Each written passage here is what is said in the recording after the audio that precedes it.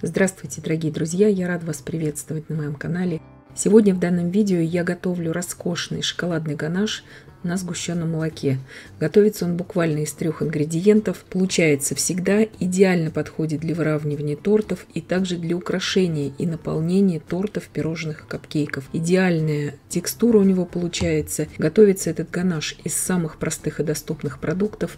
По вкусу же он напоминает роскошный ганаш на дорогих продуктах. Итак, что же нам для этого понадобится? Здесь у меня 200 грамм размягченного сливочного масла.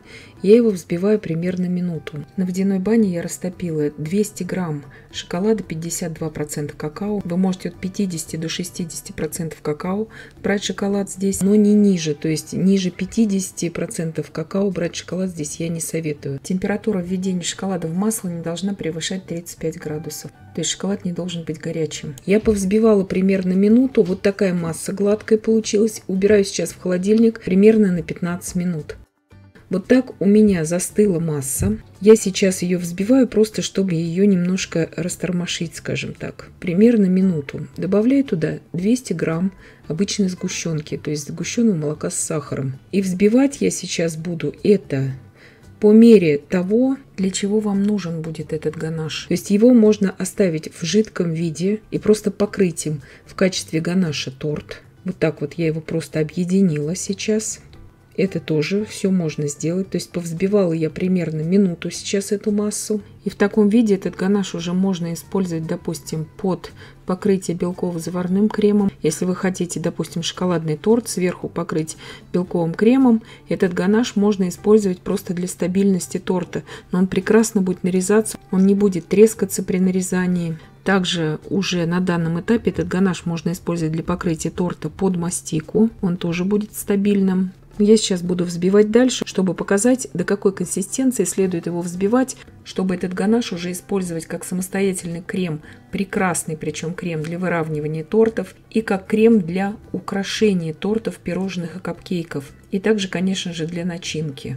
И он чем отличается от крема на сгущенке шоколадного с какао, который мы делаем тоже из 3 ингредиентов, он не такой приторный, как тот крем. Тот все-таки сладкий крем. Сейчас я взбивала еще минуту, собираю все это со стеночек и взбиваю еще примерно минуту. Мне его консистенция уже нужна для того, чтобы хорошо выровнять торт и чтобы можно было им уже украшать торты, пирожные, капкейки. То есть, чтобы из него уже можно было делать рельефные именно украшения. Итак, я взбиваю еще примерно минуту. Здесь вы должны просто смотреть по консистенции. То есть этот ганаш, он уже превращается в устойчивый крем сейчас при взбивании. И та консистенция, которая нам нужна, мы должны это уже по времени сориентироваться именно по мощности миксера. Здесь у меня мощность миксера 300 Вт. Я сейчас наполняю кондитерский мешок. Насадка кондитерская у меня здесь 2D. Итак, этот ганаш мы доводим уже по собственному усмотрению до той консистенции, которая нам нужна для данной работы. То есть просто для покрытия под какой-то другой крем мы просто, по сути, за минуту все это перемешиваем и уже можем им работать, чтобы достигнуть той консистенции, которую я сейчас вам показываю, то есть чтобы уже отсаживать украшения, либо же самостоятельно идеально просто им выровнять торт. Мне понадобится примерно около 10 минут моего времени на взбивание уже до состояния крема.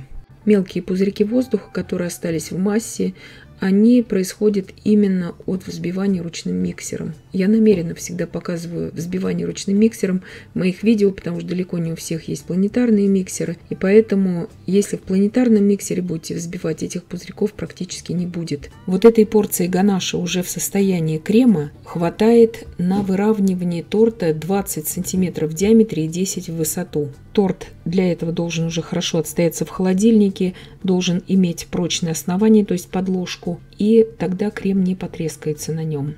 Я надеюсь, что видео было полезным и познавательным. Подписывайтесь на мой канал, ставьте лайки, пишите комментарии. Я всем желаю больших успехов и до встречи в новых видео.